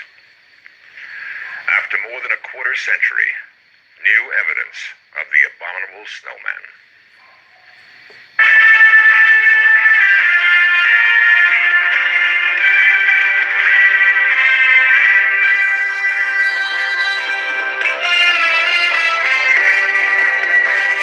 That was In Search Of with Leonard Nimoy.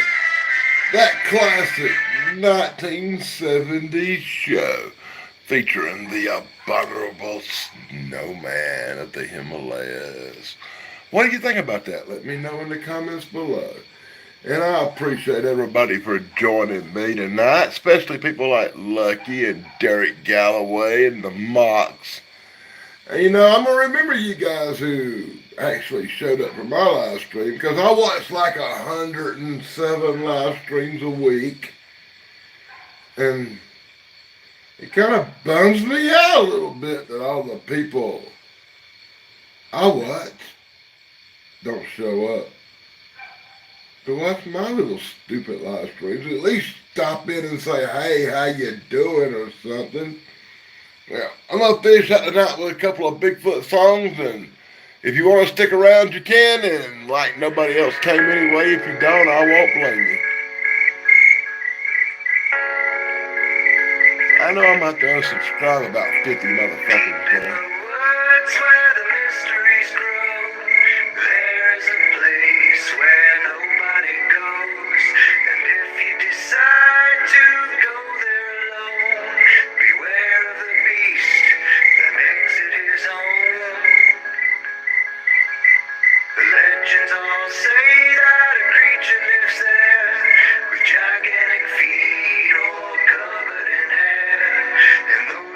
I've seen it just run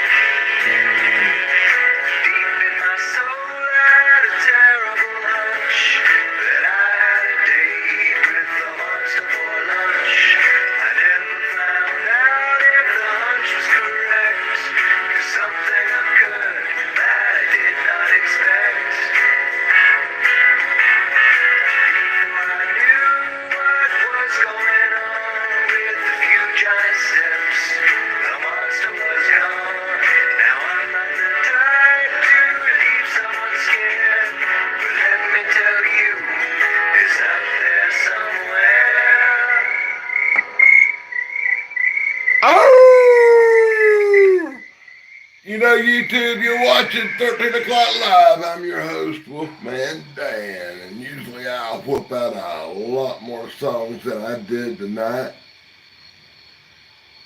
But I had a couple of long feature films I showed. Hey, dude, did you like that one? I hope you watched the beginning where that Cliff Baccarat guy from Finding Bigfoot was on. He did a lot of cool stuff in his little lecture that I really enjoyed.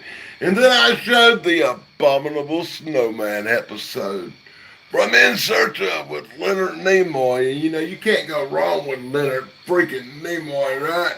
And I'm going to rock out tonight, you know, because I always do like a 2 hour show and I got like a few minutes left. So I'm going to rock out tonight with some Bigfoot tunes. Hope you're enjoying them.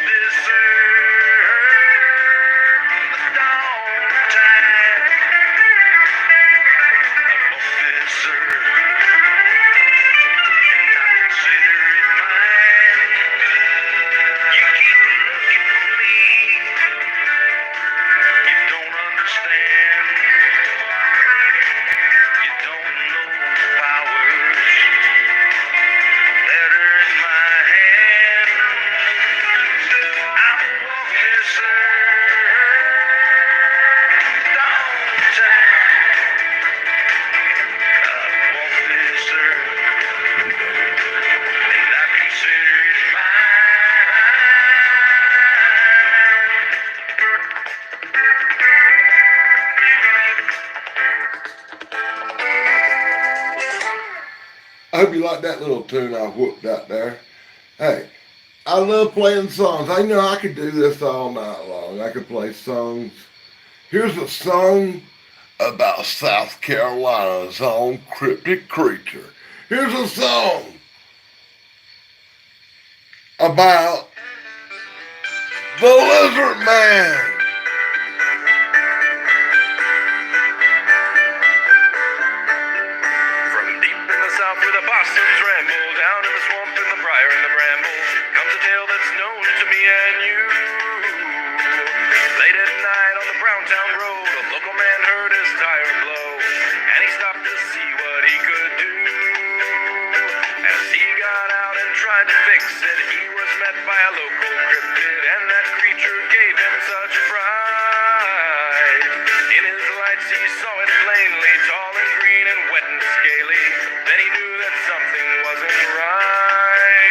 Yeehaw! And tried to flee, but the monster wouldn't let him be.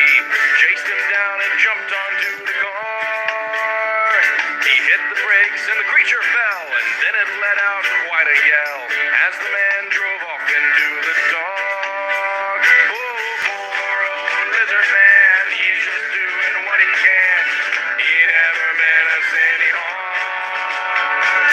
He's just misunderstood, living out there in the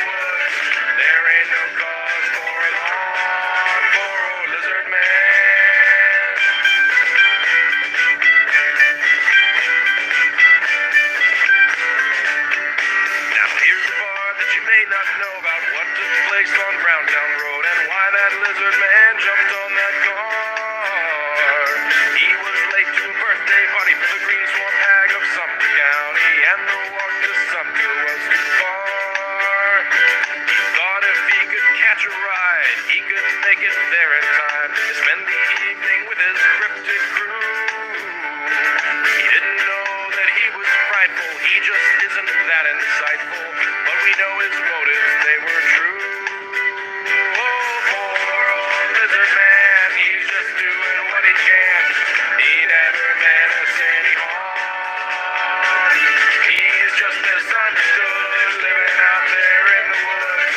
There ain't no cause for alarm. Poor old lizard man.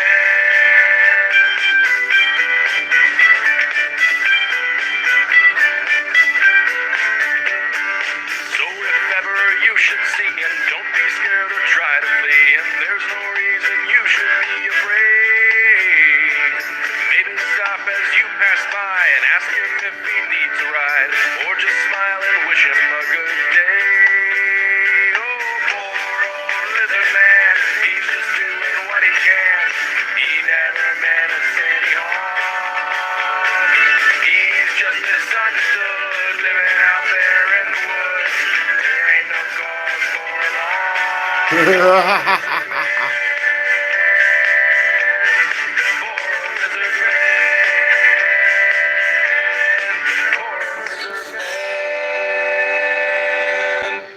You know, Derek, I really want to know when she asked you that question.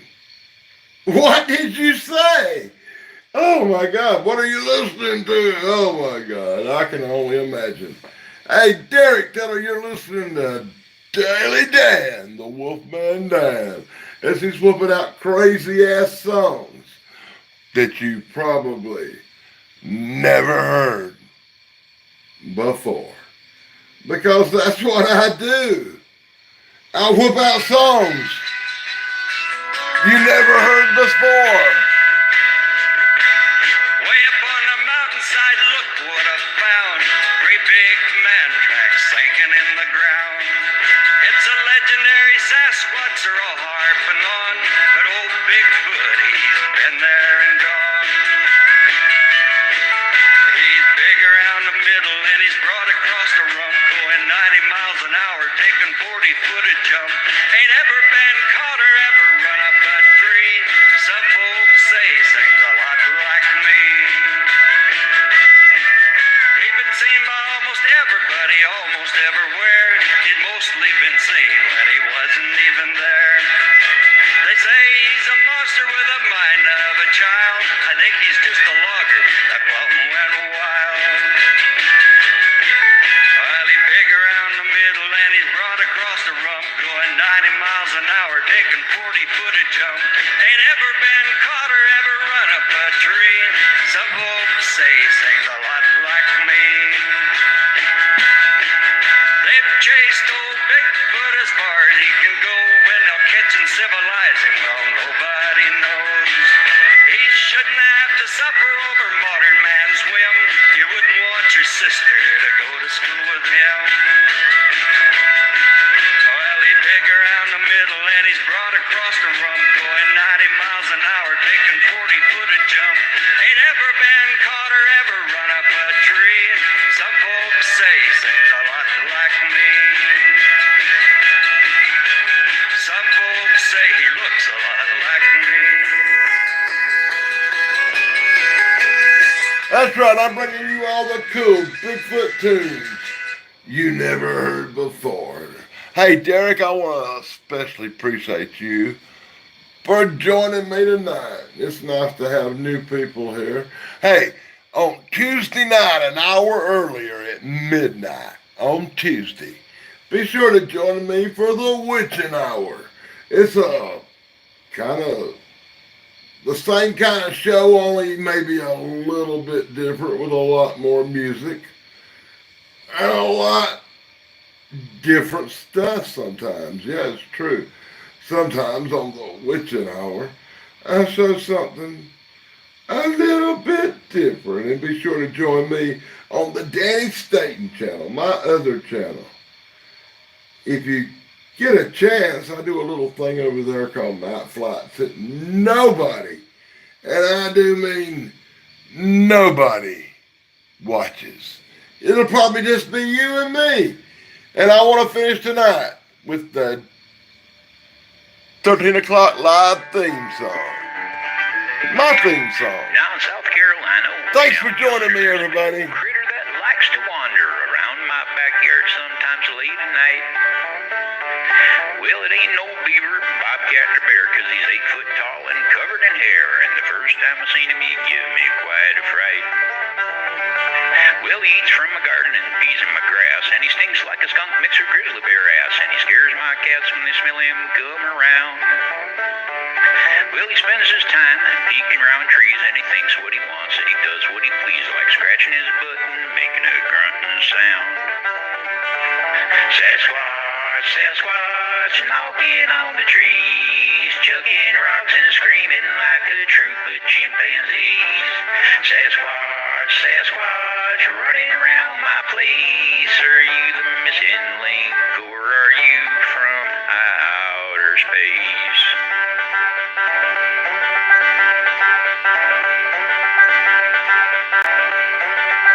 Now you may wonder, what does a Sasquatch do when he's wandering around at 1:45 in the middle of the night because he's feeling down?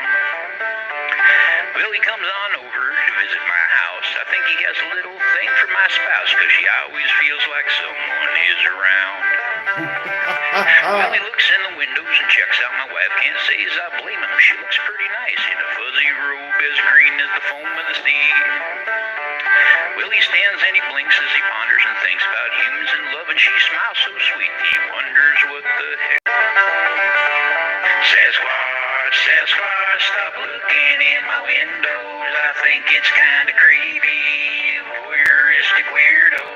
Sasquatch, Sasquatch, keep your big paws to yourself.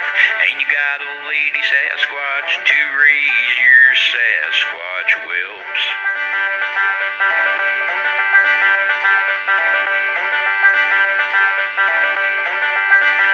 Well, I made a report to BFRO. Them fellers that got that Squatch hunting show. Finding Bigfoot is what they're all about.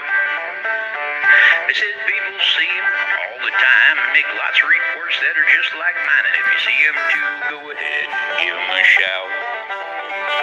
Now I wish I knew some Sasquatch lingo. I'd invite him on over to party and mingle with me and my wife and a few of our closest friends. But I guess I'll smile and just wave hi the next time the big guy comes walking by. Saying hello just might become a trend.